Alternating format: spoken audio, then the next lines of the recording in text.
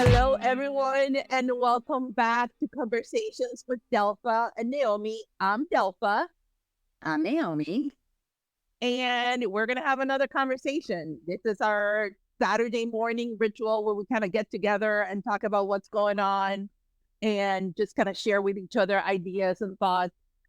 And so, welcome, everyone. And by the way, oh my goodness, Naomi, what in the heck?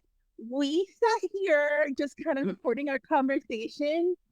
I've had so many people reach out and say, that was awesome. Can you do more? Which is why we're here today. But I can't believe it. And I'm super grateful for everyone and all the words. And today, actually, we're going to talk about a question I got asked that I need both help and context with, but like me, I have my own thoughts. I always have. I think we're just going to talk about this. How are you feeling about the podcast? Because it's real. It's now real.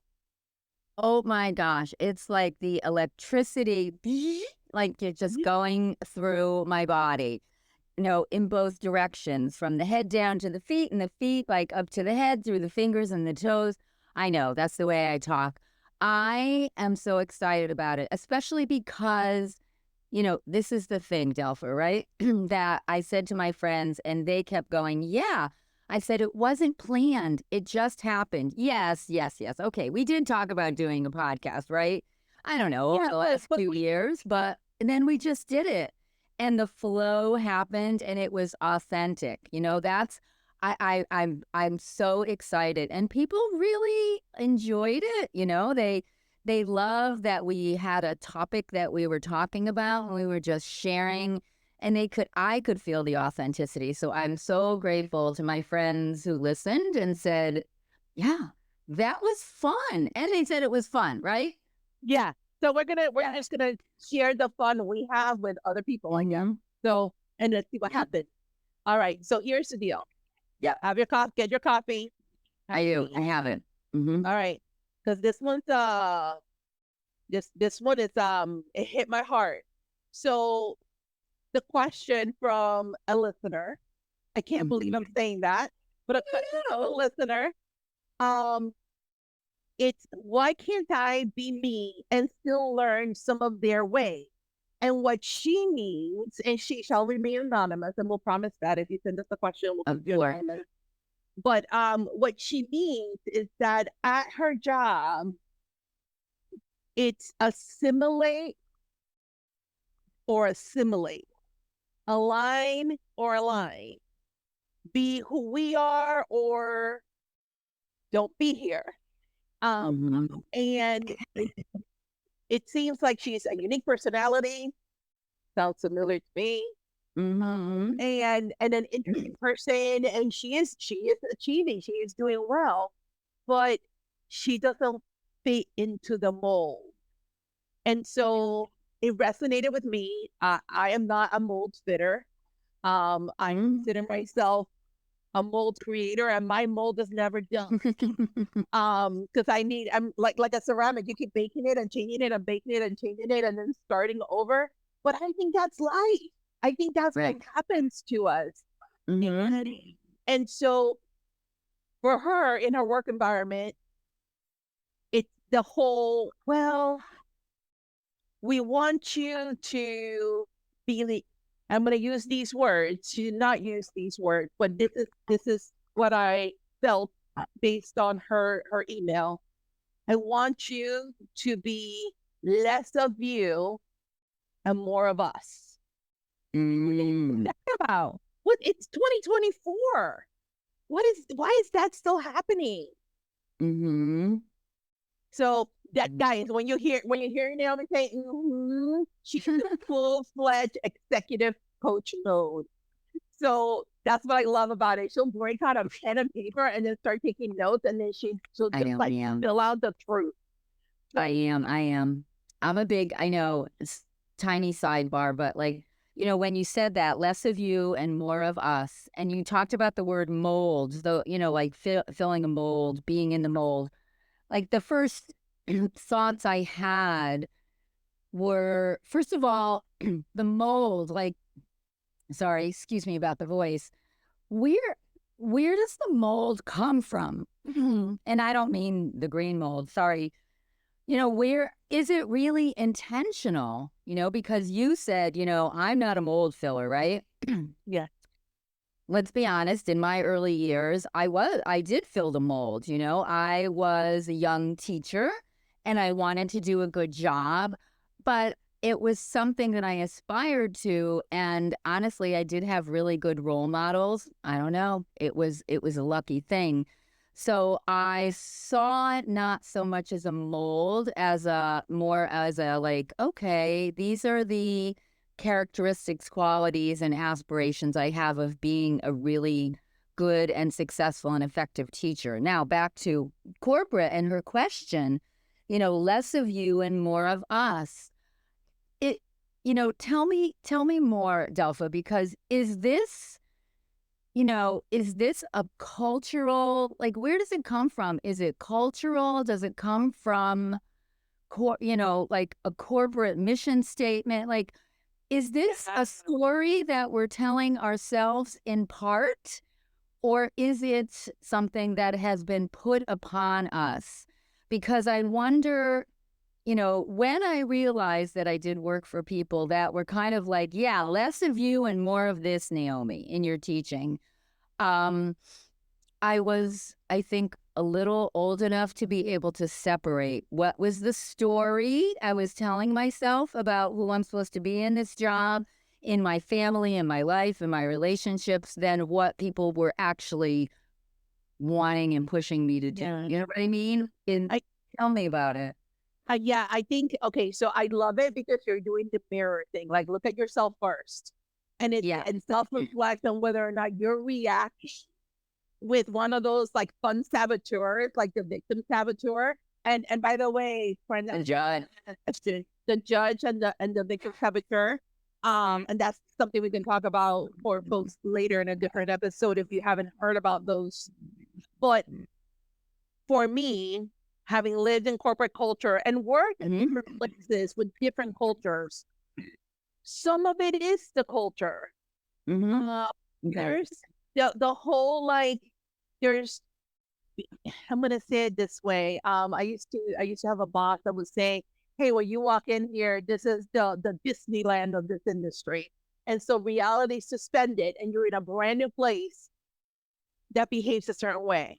And you have to fit in. Yes.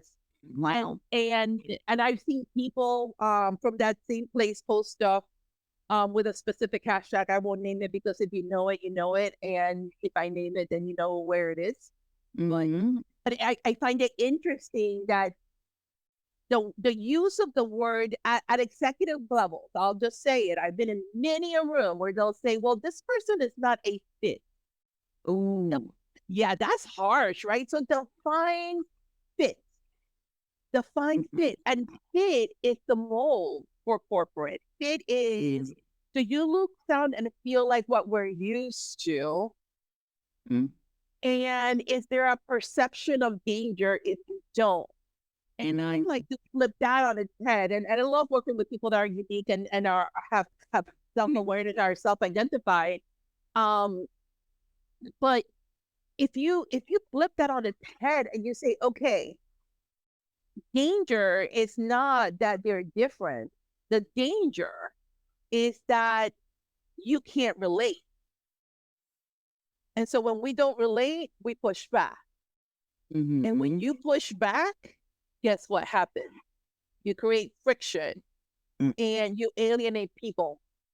And so for me, I remember this one guy, and I'm sorry, I will put it in the description. This gentleman's a neurologist. I went to one of his presentations and he talked about belonging from a neurological aspect. And this thing of less of you, more of us is what destroys belonging. Oh, absolutely. Versus just saying more of me, more of you. Yeah. Figure it out. Right. Okay, that really helps me get clear. And as you were talking, I was listening and not having corporate experience. My you know how the things we remember are the feelings that we had that are connected to the event, the thing that happened, right? And as you were talking about that, less of you and more of us, I immediately went to a feeling, right? The memory is how we made the person feel, how the person made us feel in those experiences, right? It's not actually what happened. And I went back to a memory, like in my body, literally, of a time in my 35-year teaching career that I felt exactly like that. Like I was being asked to be way less Naomi and way more, people who were like telling me what to do. Um, and I remember looking back and being sort of at this crossroads of, okay, so here's my choice. I can stay and, like you said, push back, be resistant. This is me. This is how I work. Okay. But I remember thinking there are several roads in front of me, not just two, right? We think there are two. So there was that one. Keep doing what you're doing. How's that working for you? Right? Was that Dr. Phil? How's it working for you, Naomi? Okay. And then there was the road of leave this job, fit, right? You talked about a fit. I am not a fit. And then I remember thinking, wait a minute. There's like two other roads in front of me because I love the people that I work with. Now it's different, right? It's not corporate. And I thought, okay, if I want to be more of me, how can I bring in those unique qualities of myself without pushing back, without being angry? Because right now I'm going to choose to stay here. So what are my choices? So I wonder, the person that said that, sometimes there is this, don't you feel like it's not ideal, but there is the road of, okay, I see them, I hear what they're saying, but I want to bring in more of me. So how can I bring in more of my core values and just show up that way for now and see what happens? I love it. And with this, this is what I usually tell people. The less of you, more of us. It's actually not about you, it's about them. So observe, observe, and see where are the triggers for them, not for you. Yeah. Be still and be quiet inside and really just anchor on, this is actually not about me. This is about them. Let's observe. And for those folks who have never read Zen and the Art of Happiness, please go get it, go read it, go like memorize it, and take a breath and just observe. It's just a moment in time. It doesn't take that long, but observe that and see what the trigger is, because it's going to give you a ton of information, to your point, of where's there space where I can help them look at me in a way that makes them comfortable. And I'm going to challenge people, because they'll say, "Oh, well, that's not inclusive, and you're supposed to include everybody, yada yada yada, all that stuff," right? Well, here's the thing: we all have limits. We all have limits because we all grew up differently.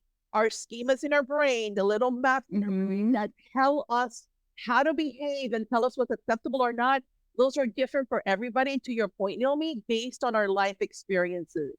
That is something that we need to talk more in the inclusive, belonging environment, because that matters. That's the be still and know. If you were getting triggered, be still. Slow down for a second. Why is this triggering me? Be the observer internally, but then also have the kindness in your heart to observe the other person and say, okay, what is triggering them? Not because you feel guilty, because there's no guilt here. It's just the life experience. And say, okay, so fun Delpha. Like my husband will say, "Delpha, you sound like a truck driver." Well, truck driver Delpha language really triggers him. I can cuss up a storm, but not with him, not about certain things. And I'm okay with that. You know why? Because that I don't want him upset. I don't want to. I love him. I care for him. And we tend to have feelings. I know we tend to deny that we have feelings about the people that we work with. We have feelings about the Oh my God, of with. course we do. The feelings come first. Exactly. So if your feelings about the people you work with is, I like you, I enjoy working with you, and you want to figure it out because it's a relationship work, it's a relationship, then be the observer. Now, on the flip side, I'm going to tell you, on the flip side, I agree because I have left employers who are not a fit for me because, right. yeah, because the less of you and more of us was none of Delpha, just be like us.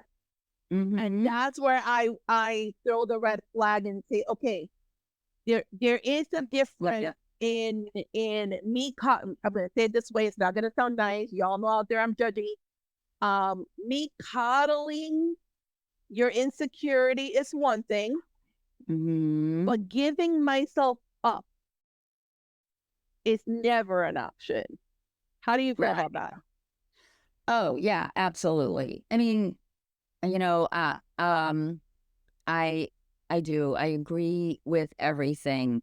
When you talked about the triggers, and they're all messages, right? So I'm gonna go back to that topic of self-worth that I brought up last week, because to me, this has become the core of everything. Yes, authenticity too, and like who I am at my core, but and the memories, getting triggered is definitely it stings, right? It stings, but it's the triggers are the messages, right? Yeah. And let's be honest again, sometimes I do not heed those messages. I made it about the other person. Okay, I'm human now, but at some point, like knowing the triggers are the messages, right? They're messages that let me know something's going on with my self-worth. And like what you talked about, I mean, teachers today, well, I've been retired now for almost 9 years, so I can't like speak completely out of like personal experience anymore. But in my day, wow, I can't believe I said that, but people stayed in a position for quite a long time. And I remember thinking, oh, I can't do that. Like, I'm not going to stay at this job for 35 years. And people thought I was really unusual in that. So, right, it was the triggers. One time, my first position, I stayed for 4 years, and it was a great learning opportunity. But I knew that I needed to leave. But like getting to know those triggers, like can I just bring in more of myself? And when is it time to go? Right. Or be quiet, or like observe, or be quiet and bring zen. Right. Yeah. Right. Bring zen. Because yeah, absolutely. And bringing in that zen, I remember in one of my jobs, I worked with a woman who I will not name, who I absolutely adored. She was skilled. She was a couple of years older than me. She was a general ed teacher and a special ed teacher. Anyway, I admire her so much because in the face of chaos and low morale and all those things, she always brought the zen. Right. That's the other thing I wanted to add in. Be on the lookout for the person who's not getting triggered, who you think is facing the same challenges that you are.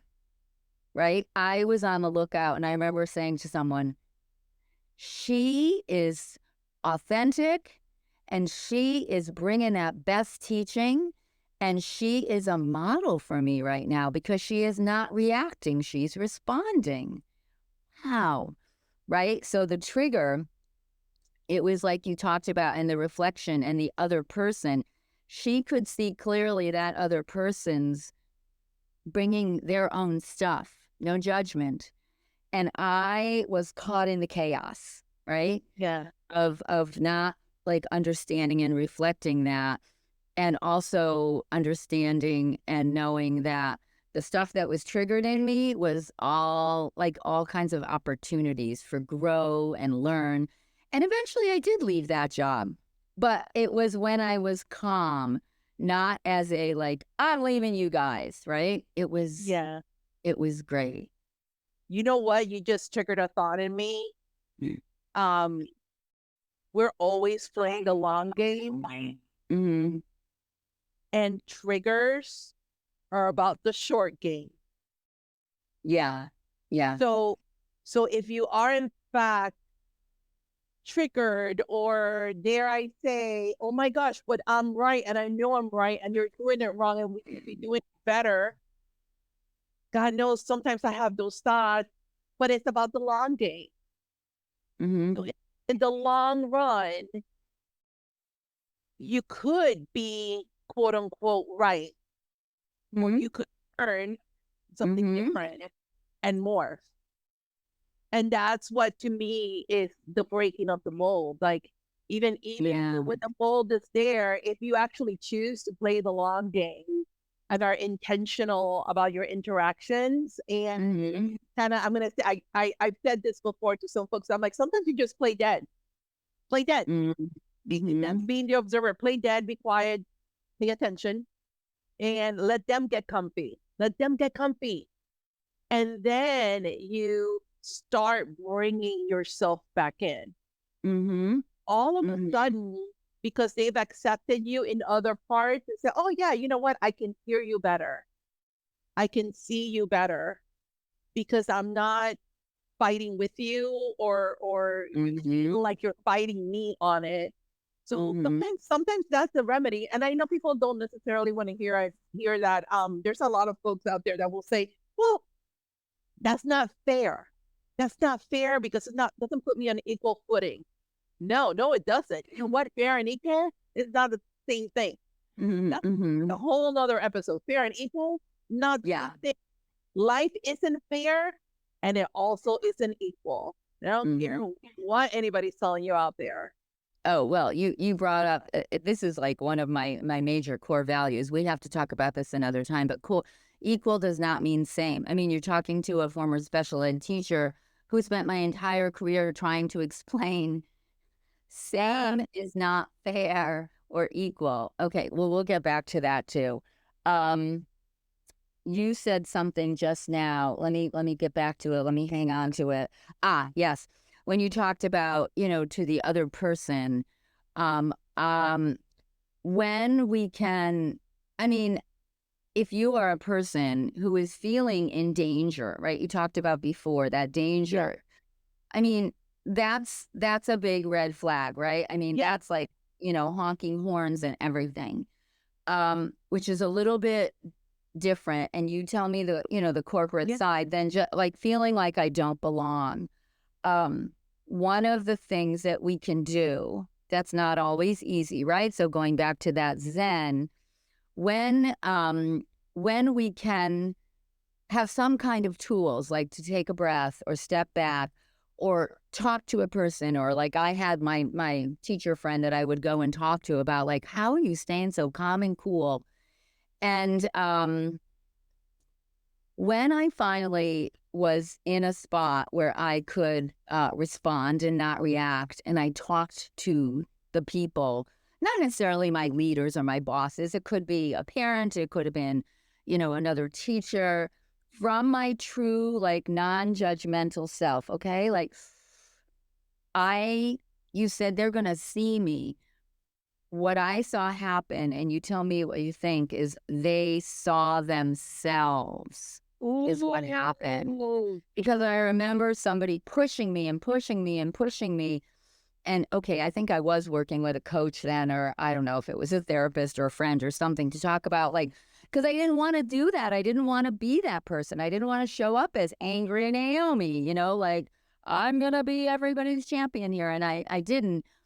And I saw the other person like almost start to melt and like tear up. And when I just said whatever I said from my, like, I'm so, I don't think I said I'm sorry, but it was something like, I don't want to be that person. I'm not bringing her in right now. I want to make this happen, or whatever it was, I want to bring me. And I didn't, it wasn't just cliche and like, I'm just going to say this stuff. And I saw the other person's role and like persona just melt away. And I think that person saw themselves in our relationship. But it was safe enough for me to do that. Yes. And you know what? You basically said, I am so sad that you don't think I'm enough. And when you make a statement like that, it's a reflective statement, even though you're saying it about yourself. Yeah. But and yeah, go ahead. I want to say one other thing. I was very careful to not use the word you as I was having this conversation. I remember thinking, I think I said, a lot of deep breaths, I am not bringing something like, I am not bringing what you hope that I bring or something, or I am not presenting as the person that you think needs to be in this situation, whatever it was. And I like owned the whole thing because I thought, well, I have been resisting and I have been pushing back. And her energy just sort of melted away. And I did, I can't remember if I left that job or not at that point, because I was in maybe 5 or 6 school systems. But I thought I need to own it in authenticity and not say, the fake thing. And I don't think this is what you were saying, but like, no, I'm so sorry that you're not like, the fake apology kind of thing, right? No, not that. No. Yeah. No. But Naomi, I like that because it's disarming when you say, I am no longer going to engage in this back and forth. Not because you're saying it that way, because that sounds like confrontational, but when you actively the energy. Yeah, the energy, when you just choose not to do it anymore, that doesn't mean that you're being compliant. It's that it means that you're choosing your peace. And that always shifts the energy in a room. Yeah. So how do we take it back to the person who started this beautiful conversation with us? So here's what I would say.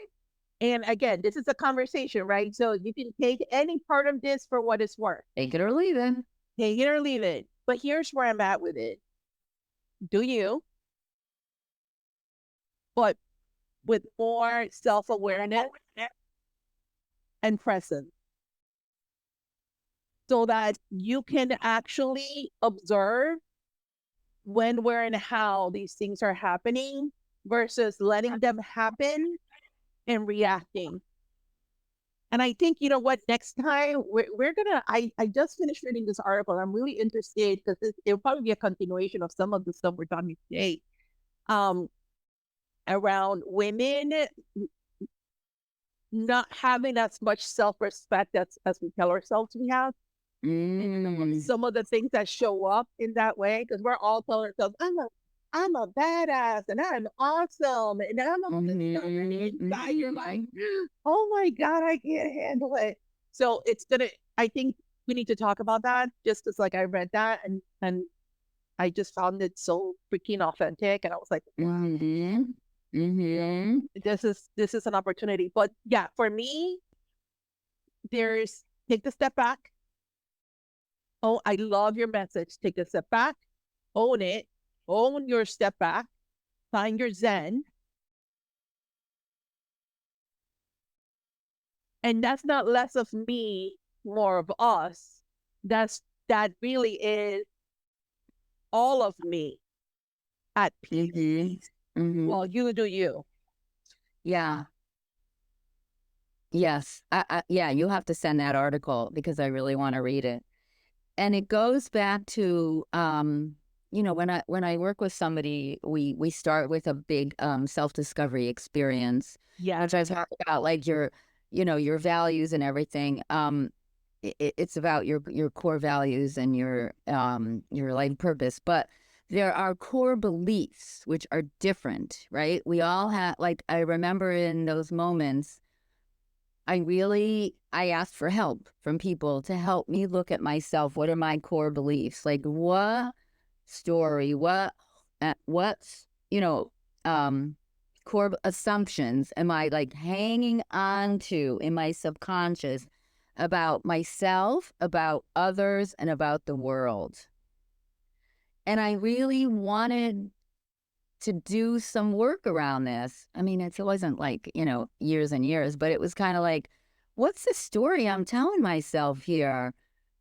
And the story was they are challenging my value and my effectiveness and worth as a teacher. And I had to step back and say, maybe they're not thinking about me at all. Yeah. Maybe they're worried about so many other things.